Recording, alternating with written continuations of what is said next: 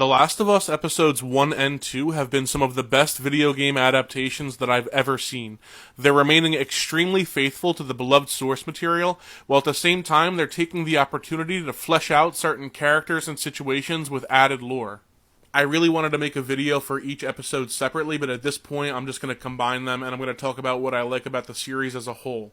So not only is the story of The Last of Us being presented to the cable audience for the first time, but it's also being presented for the first time to an audience that has lived through a global pandemic. This is an audience that's savvier and more educated to issues relating to a disease and its spread, so the show had to do a really convincing job with this pandemic, otherwise it would have fallen flat immediately. And the reason I point that out is because this show is giving us the minutia of the viral spread in ways that the game wasn't allowed to show us.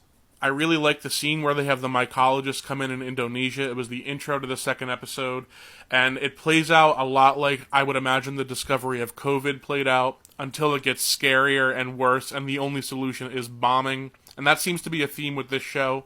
Even the intro to the first episode seemed to try and get the idea across that a fungal pandemic would be like COVID, but worse. That's all to say, I really like how they're expanding on the lore of this virus, and I think it's in part because the audience is more educated on these things now. Next, I want to talk about the pacing, which is another area that I think this show is doing well. Whether it be character and dialogue work, suspense, action, world building, the show is doing a lot of things right, and that's making it a really exciting and engaging watch. Each episode feels like it covers really good ground. They both have solid endings that make you feel like it's a good time to put down the controller and come back next week.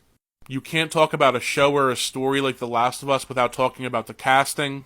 Pedro Pascal and Bella Ramsey had massive shoes to fit into with the roles of Joel and Ellie, and so far I think they're doing a great job, and I'm super excited to watch their relationship develop in future episodes. I think some credit should also go to Nico Parker, who played Sarah, because she had a lot of the weight of the start of this series on her, and she did an excellent job hooking a new audience. And lastly, I have to mention Merle Dandridge, who's reprising her role of Marlene from the games, and she's doing an awesome job. It's really cool to see her back in that same role, but in live action. The set design is insane, and it's crazy to me how good it looks. They really did the best possible job pulling the game into our reality. You can't not mention the clickers when talking about this show, and I have to say, not only did they look perfect, but the actors who portrayed them did an amazing job, and they seemed like they were pulled right out of the game as well. While we're on the topic of the clickers in the world, I want to talk about the action sequence that we got in episode 2.